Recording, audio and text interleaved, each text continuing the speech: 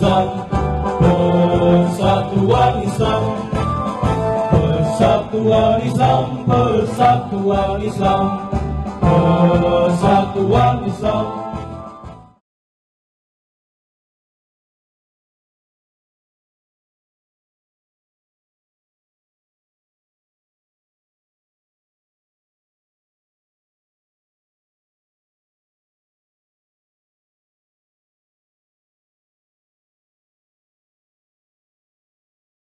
Alhamdulillahirabbil alamin, asyhadu an la ilaha illallah wahdahu la syarikalah wa asyhadu anna Muhammadan abduhu wa rasuluh. Pemirsa Persis TV yang dimuliakan Allah Subhanahu wa taala, alhamdulillah bertemu lagi dengan saya Imam Sofyan dalam acara Ngawarah Persis, Ngawangkong Sejarah Persis, dialog Ramadan kerjasama antara LPPM, STAI Persis Garut, Persis Corner STAIP Persis Garut, dan Persis TV. Pada kali ini kita kedatangan pembicara yang sama, yang sebelumnya juga sudah hadir bersama kita semua di sesi dialog Ramadan ini, yaitu Ustadz PPN Irfan Fauzan. Ya. Hatur nuhun Ustadz sudah bersedia. Sami. Kembali lagi bersama Ustadz PPN. Pada sesi diskusi kali ini, pemirsa Persis TV, kita akan berdiskusi tentang topik yang kurunnya sama, yaitu pada awal abad 20, yaitu ketika Persis masih dalam proses merintis, membangun gerakan di kota Bandung. Tetapi kita akan memfokuskan diri pada bagaimana dua kelompok gerakan yang ada di internal Persis itu ikut memperkuat dan mempercepat akselerasi gerakan Persis itu sendiri, khususnya pada awal abad ke-20. Jadi nanti sebenarnya yang akan disampaikan oleh Ustadz PPN ini nanti di Persis pada awal-awal gerakannya dan juga sampai sekarang sebenarnya, yaitu ada dua kelompok yang memperkuat, yaitu kelompok kelas pedagang, gitu kita bisa katakan kelas pedagang dan kelas intelektual. Bagaimana dua kelompok ini ikut memperkuat dan mengkonsolidasi gerakan di awal-awal Persis berdiri. Mangga Ustadz PPN disampaikan. Hatur nuhun Kang Imam. Ya. Jadi Persis itu Persatuan Islam, lahir di Bandung pada tanggal 23 September 1923. Itu memang berasal dari kelas menengah ke atas di kota Bandung. Jadi memang gerakan perkotaan dan lahir dari kelas menengah, yaitu kaum saudagar. Itu semua sumber ceritanya sama, yaitu bersumber dari putra ketua Persis yang pertama. Ketua Persis yang pertama kan Kiai Haji Jamjam. Nah, putranya yang kemudian menceritakan, yaitu Yusuf Jamjam, Ki Agus Yusuf Jamjam. Jadi beliau menceritakan bahwa di Bandung itu ada saudagar yang berasal dari Palembang. Mereka pindah dari Palembang ke Bandung untuk berniaga. Karena Bandung dirancang oleh pemerintah kolonial Belanda pada sejak akhir abad 19 hingga awal abad 20 itu sebagai center, baik itu pusat perdagangan, pusat pendidikan maupun pusat pemerintahan. Jadi sebagai sebuah kota baru yang dirancang oleh pemerintah kolonial, memantik orang-orang dari berbagai daerah untuk datang ke tempat itu. Di antaranya adalah dari Palembang itu. Nah, kebetulan para kelompok pedagang dari Palembang ini ketika dibentuk pasar baru di Bandung, pasar baru yang sekarang di Bandung, karena itu kan alihan dari pasar lama di Ciguriang yang sekarang jadi King Plaza, pas Toserba Jogja. Nah itu kan terbakar. Nah dipindahkan ke pasar baru. Nah di pasar baru ini menjadi momentum buat kalangan orang-orang dari berasal Palembang itu untuk menjadi pemain dominan, sehingga kemudian ada 4 saudagar yang dikenal dominan di pasar baru dari Palembang. Pertama itu Ki Agus M Tamim, sekarang di nama jalan nama jalan di belakang Pasar Baru. Gang Haji Tamim. Nah, itu ya. Okay. Itu memang itu saudagar Palembang itu. Yang kedua Ki Agus Anang Thoyib. Yang ketiga Ki Agus Abdul Syukur Asy'ari. Yang keempat Asep Abdullah bin Abdul Syukur Asy'ari, putra dari Abdul Syukur ini. 4 ini adalah orang yang dominan di Pasar Baru sehingga sering disebut sebagai saudagar Bandung. Walaupun mereka adalah orang Palembang. Semuanya dari Palembang. Semuanya dari Palembang. Nah, gitu. Nah, orang-orang inilah yang kemudian sebenarnya kan tilu keluarga, karena Asep Abdullah walaupun hartawan tapi dia dijadikan bagian dari Abdul Syukur ini. Mengembangkan bisnis keluarga gitu. Bisnis keluarga. Jadi ya kalau keluarganya kan berarti 3, yaitu keluarga Tamim, keluarga Anang Thoyib, dan keluarga Abdul Syukur Asy'ari. Nah, 3 keluarga ini karena mereka berasal sama dari Palembang, sering mengadakan hajatan di Kota Bandung untuk menjalin kekerabatan antar sesama orang Palembang gitu. Nah, ini terutama Anang Thoyib. Dikenal sekali di Bandung, Anang Thoyib itu gemar mengadakan hajatan, termasuk membuat salah satu yang fenomenal di Kota Bandung adalah tersosialisasikannya seni degung. Karena seni degung asalnya bukan untuk halayak ramai, tapi hanya khusus di pendopo. Kalangan priayi gitu. Kalangan priayi. Ya. Tapi Anang Thoyib karena merasa enakeun eta degung, akhirnya meminta izin khusus kepada bupati, karena Anang Thoyib dikenal dekat dengan bupati, sehingga kemudian degung bisa dimainkan di hajatannya itu. Nah gitu. Yang kedua, Anang Thoyib itu terkenal di masyarakat Bandung karena sering menggunakan pagelaran wayang golek. Wayang golek zaman dulu yang semalam suntuk itu kan mahal sekali biayanya. Nah, Anang Thoyib karena hartawan bisa itu, dan orang kemudian halayak ramai yang kaum cacah bisa menikmati itu. Nah, masalahnya adalah, bukan masalah, perkembangannya kemudian adalah Anang Thoyib mempunyai menantu yang dia itu selain juga pedagang, karena jadi menantu kan disokong.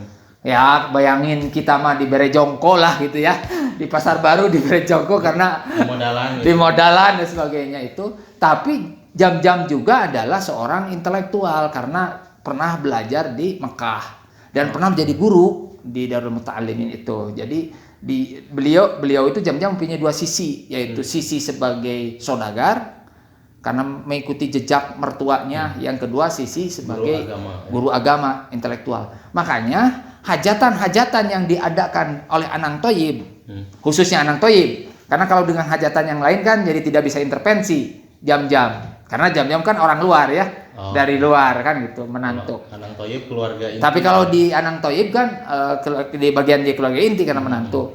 Maka jam-jam kemudian mengubah itu kenduri itu. Jadi ditambahlah adanya pengajian gitu. Jadi awalnya hanya hajatan, biasa pesta biasa, gitu. Wayang golek, ya degung, rekreasi, termasuk makan-makan cemilan khas. Dengan Zam-Zam hadir diberi nuansa keagamaan karena jam-jam mempunyai pemikiran keagamaan karena pernah belajar backgroundnya itu. Nah, maka kemudian majelis akhirnya kan jadi ada 2, ada taklim dalam hajatan, gitu. Jadinya nanti lama-lama taklim yang kemudian ada dimensi hajatan, bukan hanya jadi kebalik. Orang-orang jadi ramai mengikuti taklim karena disupport oleh makanan-makanan khas dari Palembang. Jadi orang-orang itu tujuannya mungkin tidak hanya sekedar ingin pengajian, tapi aya snackna anu jarang mereka nikmati gitu, disediakan secara cuma-cuma. Masyarakat kelas bawah Sunda, kelas masyarakat Sunda bawah gitu. Kota bawah bisa menikmati hidangan dari Sumatera secara cuma-cuma karena terkenal ini Anang Thoyib itu terkenal sangat dermawan gitu. Dia apa istilahnya itu bukan poya-poya ya. Jadi apa yang dia punya itu diinikan saja untuk masyarakat kan gitu ya. Jadi nah lama-lama kelompok di antara yang ikut pengajian itu kemudian ada yang ingin lebih concern. Mereka membentuk kelompok khusus gitu. Ini kemudian ada disebut dalam surat kabar di kaum muda itu ada sekitar 27 orang selain jam-jam itu. Saya sebut beberapa orang saja ya. Tapi termasuk saudagar-saudagar. Di antaranya itu adalah Ki Agus M. Yunus. Itu Ki Agus Yunus itu saudagar juga, walaupun tidak tercatat sebagai saudagar Bandung ya, tapi beliau juga saudagar dan kaya. Tokonya itu Yunus itu di dekat di belakang kantor pos yang ini perempatan alun-alun itu. Kan di perempatan alun-alun Masjid Agung, Masjid Raya Agung itu kan ada kantor pos. Nah, di situ di belakang itu tokonya itu. Dan apa istilahnya itu banyak berhubungan dengan alat tulis dan ATK dan ya kebayanglah dengan urusan-urusan yang sifatnya dengan itu, karena waktu itu kan Bandung sudah jadi tempat pusat pendidikan ya, sehingga dan tokoh-tokoh yang seperti itu kan kebayang zaman dulu masih sedikit ya, termasuk Asep Abdullah bin Abdul Syukur ini yang terkenal dengan nama, kalau orang Bandung pasti kenal Asep Berlian. Nah gitu.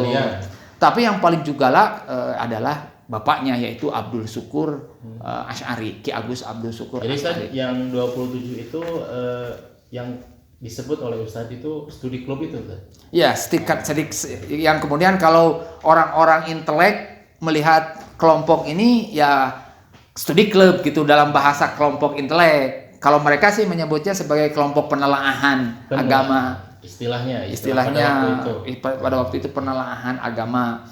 Dan mereka itu dengan kekayaan yang mereka punyai bisa mengundang ulama-ulama besar, termasuk yang diundang adalah Syekh Ahmad Surkati dari Batavia, Jakarta untuk mengisi kajian di studi klub itu yang untuk 27 orang itu, karena ya mereka kan banyak harta, termasuk kan pernah belajar di Mekah, banyak jaringan jam-jamnya kan gitu. Mereka belajar dan yang dipelajarinya kan dahsyat sekali. Kaum pedagang, tapi mereka mempelajari. Pertama kita harus mengenai karakter pedagang. Kan Kang Imam tahu ya, karakter pedagang itu banyak bertemu dengan orang-orang yang berbeda. Heterogen. Akhirnya kan dimensi pemikirannya open minded, terbuka. Nah, karena itulah mereka dapat dengan mudah menerima wawasan ketika Syekh Ahmad Surkati mengajarkan Al-Manar misalnya. Gagasan baru yang berasal dari Syekh Muhammad Abduh dan Syekh Rashid Ridho melalui majalah Al-Manar itu. Kenapa? Karena Syekh Ahmad Surkati kan murid Syekh Rashid Ridho kan gitu. Murid langsung ketika masih di Timur Tengah. Yang kedua juga membahas tentang kitab fikih yang dikarang oleh filosof Ibnu Rushd.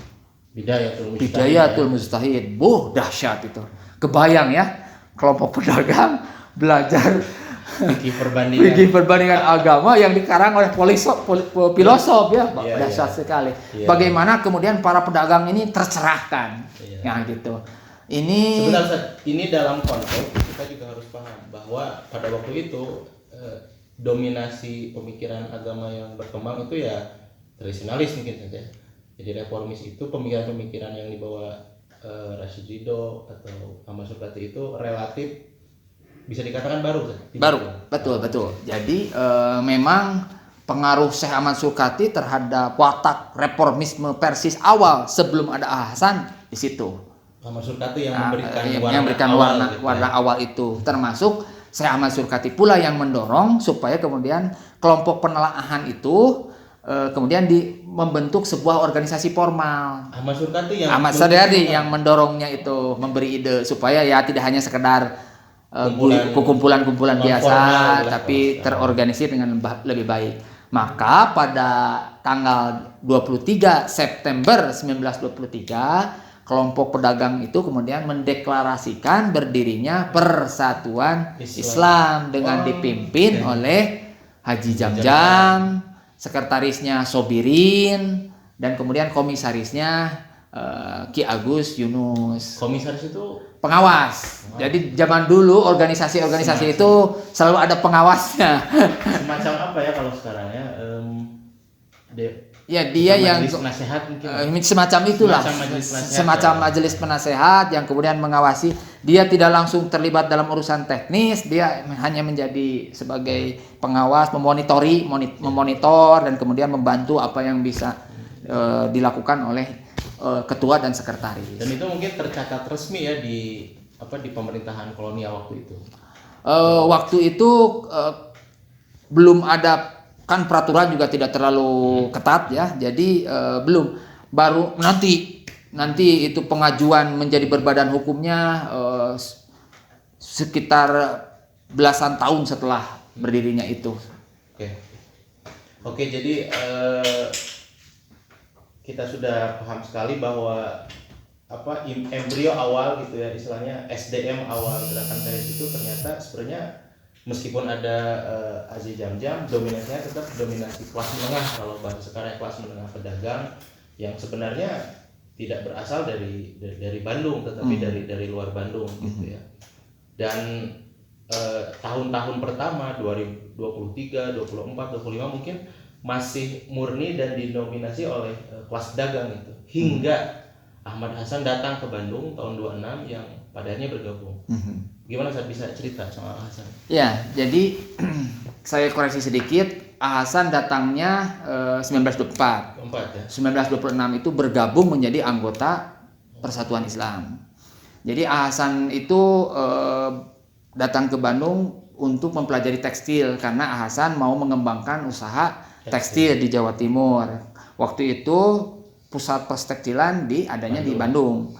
Maka Hasan kemudian datang ke Bandung dan belajar di situ.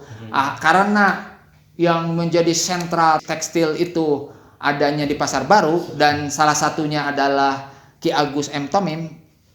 Jadi Ki Agus M. Tamim ini adalah seorang saudagar di bidang tekstil, kain, perkainan. Produsen juga istilahnya. Termasuk produsen juga. Maka Hasan tinggal di daerah antara Pasar Cibadak dengan Pasar Baru. Yang itu ada di Gang Sutur, di Gang Kote, dan di Gang Pagade itu. Itu di 3 gang itu, Gang Sutur, Gang Kote, dan Gang Pagade itu didiami oleh orang Keling, orang Sumatera, orang Jawa. Termasuk orang Sunda yang sudah lama berdiam di situ. Makanya kita bisa membayangkan Hasan ketika belajar tekstil, karena belajar tekstilnya di daerah Pasar Baru, tentu berdiam di daerah itu. Karena daerah itu ada orang-orang Keling di situ. Hasan sendiri kan orang Keling, orang dari India. Termasuk nanti ketika ada orang Keling lagi dari Minangkabau, juga nanti akan berdiam di daerah sekitar gitu. Karena daerah itu kawasan untuk orang-orang Keling itu diantaranya, selain Hasan orang Sumatera. Nah, Hasan kemudian kenal dengan M. Tamim, tapi M. Tamim ini tidak dikenal sebagai pendiri Persis, gitu. Tidak seperti Anang Thayyib, gitu. Tapi Hasan kenal juga dengan Abdul Syukur, karena kan M. Tamim, Abdul Syukur, Anang Thayyib kan satu jaringan bisnis, gitu. Ya. Jadi Hasan kenal juga dengan Abdul Syukur. Abdul Syukur adalah pendiri Persis.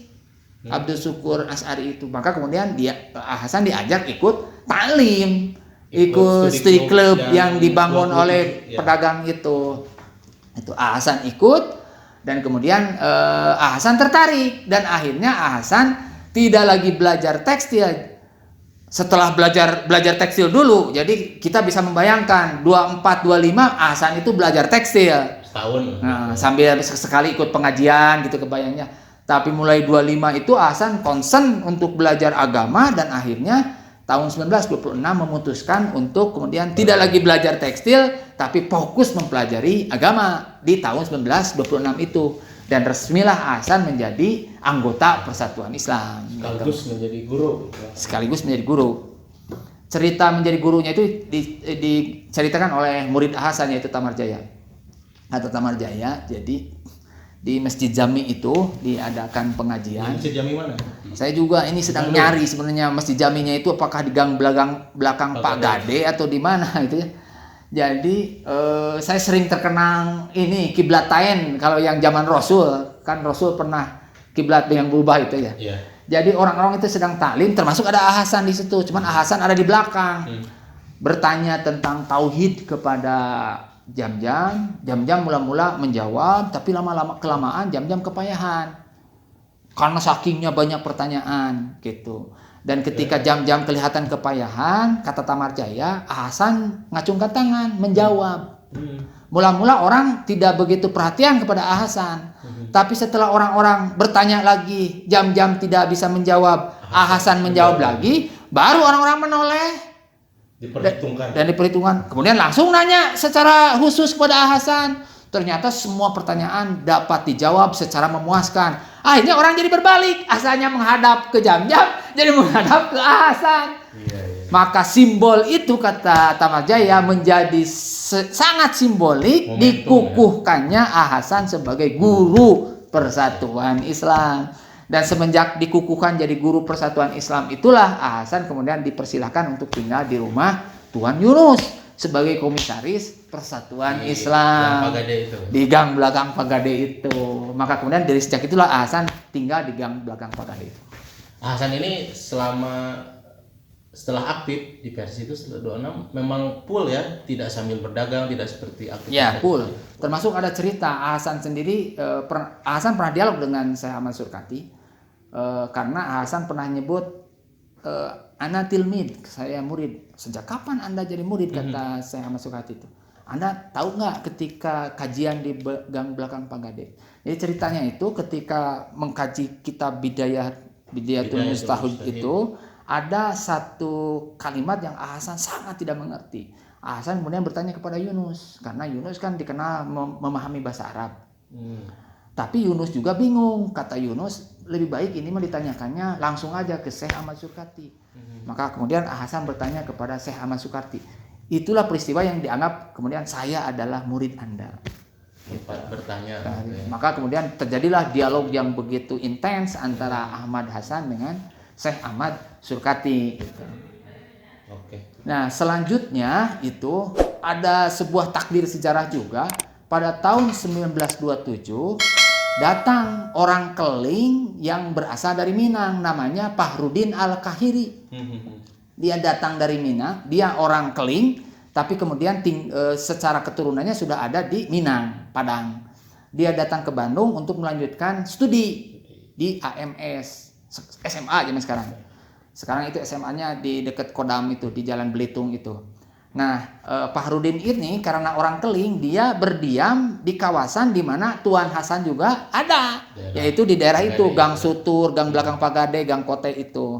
Otomatis Fahrudin selain belajar di AMS juga mengikuti kajian-kajian studi klubnya Persis, termasuk beliau itu intens dengan Ahmad Hasan. Secara personal, karena satu sama-sama orang Keling, dua karena turunan Kelingnya juga sama, yaitu orang Keling yang dulunya dari Kairo. Makanya kan dua-duanya memakai nama itu. Fahrudin Al-Kahiri artinya orang Kairo kan gitu. Hasan juga selalu menyebut Hasan bin Ahmad Al-Qahiro. Jadi itulah ini. Nah, selanjutnya Fahrudin kan sekolah di SMA itu. Dia kemudian berinisiatif mengajak teman-temannya sesama di Hayu ikutan kajian ke Ahmad Hasan itu, karena menarik gitu Ahmad Hasan itu. Maka datanglah teman-teman Fahrudin ke situ. Di antaranya itu Muhammad Natsir. Satu kelas itu dengan Fahrudin, Bahtiar Effendi. Yang enggak satu kelas itu Indra Caya, karena Indra Caya itu lebih senior. Dan dia itu bahkan disebut-sebut beberapa tahun kemudian sudah jadi mahasiswa ITB. Waktu itu namanya ini ya, THS, Technische Hochschule T Bandung. Nah, tapi mengikuti kajian itu Ibrahim. Waktu itu yang pelajar-pelajar. Jadi AMS ini seolah-olah ya memang pada waktu itu sekolah umum gitu ya, SMA negeri ya, yang dibuat oleh Belanda sebagai sekolah terbaik, sehingga kemudian lulusan-lulusan terbaik dari daerah yang lain didatangkan masuk ke situ. Jadi AMS waktu itu menjadi tempat persatuan orang-orang terbaik dari semua daerah gitu ya, AMS itu. Makanya kemudian Hasan sangat bersyukur karena mendapatkan murid-murid yang terbaik secara akademik gitu. Mereka, nah ini peristiwanya dimulainya tahun 1927. Jadi intens Ahmad Hasan membina kaum pelajar itu dari mulai 1927 sampai 1928 itu. Sampai 1927 1928 intens tahun itu. Proses tanya jawab itu. Diskusi-diskusi yang dilakukan di gang belakang Pagade itu. Sampai kemudian muncul ide-ide di kalangan guru dan murid ini untuk kemudian menyiarkan hasil diskusinya. Kalau di antara mereka kan terbatas. Nanti jadi kalau memakai media publikasi kan orang Lebih lain luas ya audiensnya. lebih luas audiensnya gitu. Itulah awal Jadi mulanya. dari situ ide munculnya berbagai media Persis gitu ya, dari persinggungan antara Hasan dengan murid-murid katakanlah dari sekolah umum gitu ya. Ya, kalau medianya sih ada peristiwa khusus, walaupun tetap itu interaksi Hasan dengan para pelajar itu ya. Tapi maksud medianya itu membuat tulisan-tulisan yang kemudian dipublikasikan. Kan waktu itu kalau media massa kan tahun 1929 Pembela Islam nanti mulai akhir tahun 1929. Tapi kalau media yang sifatnya katakanlah semacam buku lah, walaupun waktu itu kan stensilan ya, itu sudah dimulai dari sejak tahun 1928 itu. Jadi Hasan bikin tafsir Al-Furqan, dan itu nanti diterjemahkan kan gitu ya.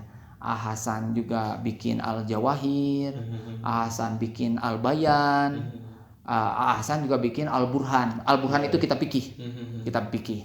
Dan itu semua oleh anak-anak pelajar itu diterjemahkan ke dalam bahasa Belanda. Oh, Hasan nulisnya dengan bahasa Arab dan Melayu, kemudian diterjemahkan ke dalam bahasa Belanda. Dan istilahnya diperbanyak lah kalau ya. Ya, didistribusikan. itu. Dan akhirnya jadi buku dan itu dipublikasikan. Dan artinya yang mungkin sebelum Hasan bertemu dengan para murid-murid anak muda yang cemerlang itu belum terpikir ya ide-ide untuk menyebarluaskan melalui ya istilahnya stensil. Betul, gitu. betul.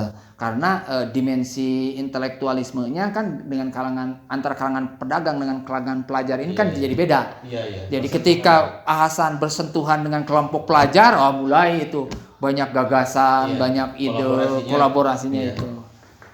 Saat ini, tadi kan Hasan ketemu anak-anak muda yang cerdas, muncul ide untuk mendistribusikan pemikirannya lewat buku dan semacamnya.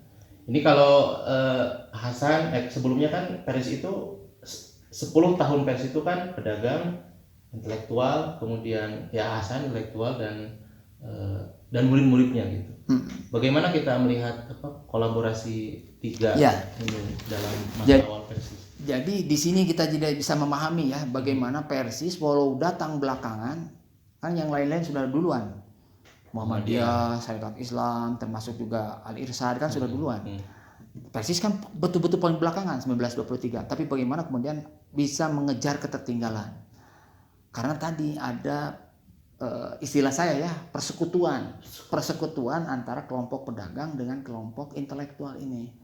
Jadi bagaimana kelompok intelektual yaitu Hasan dengan murid-muridnya, Natsir, Fahrudin, Bahtiar Effendi, Indra Caya dan seterusnya itu bisa mencurahkan pemikirannya, dan ketika pemikirannya itu dipublikasikan dalam bentuk media kan butuh modal. Nah, modal ini disediakan oleh support sistemnya oleh para saudagar ini gitu. Dikenal itu KM Yunus, kenapa sampai legendaris pada hari ini karena supporting untuk pendanaan itu. Termasuk juga disebut secara khusus dalam media-media ketika awal-awal terbit itu memang selalu disebut secara khusus siapa yang membantu penerbitan itu, yang mendanai termasuk keluarga Anang Thayyib sebagai penyokong utama sehingga bisa diterbitkannya buku-buku Hasan yang kemudian diterjemahkan oleh murid-muridnya itu. Nanti murid-muridnya juga bikin buku-buku sendiri, nanti Fahrudin bikin buku bergelut dalam urusan sejarah biasanya Fahrudin itu. Sobirin juga bikin buku fikih kalau Sobirin. Nanti jadi ke politik Sobirin dan seterusnya. Tapi nanti awal-awal Hasan aja yang kemudian diterjemahkan oleh murid-muridnya. Puncaknya adalah ketika diterbitkannya Pembela Islam tahun 1929 untuk melawan masalah misionaris. Kristenisasi itu yang awal mulanya, tapi nantinya malah melawan kaum nasionalis, sekulerisme. Banyak pihak lah yang direspon oleh Pembela Islam sehingga membuat kemudian bergemalah Persis dalam konteks belantika pemikiran keagamaan dan politik di tanah air secara nasional melalui penerbitan media-media tadi. Iya, jadi intinya ada dua tiangnya itu, yaitu persekutuan antara tiang kaum saudagar dengan tiang kaum intelektual gitu ya. Mudah-mudahan hari ini juga Persis seperti itu ya. Insyaallah, mudah-mudahan. Saya kira cukup Ustaz, ini Iya. diskusinya alhamdulillah ada poin yang bisa kita ambil dari 10 tahun pertama Peris berdiri, yaitu kolaborasi atau persekutuan antara kaum pedagang dan kaum intelektual. Mudah-mudahan Persis saat ini juga bisa mencontoh kolaborasi itu secara apik, sehingga ke depan Peris bisa lebih berkontribusi untuk gerakan dakwah pendidikan di Indonesia.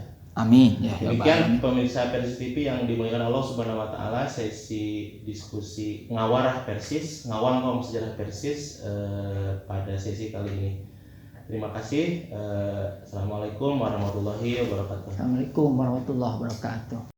Lanjutkan perjuangan Rasulullah demi tegaknya syariat Islam.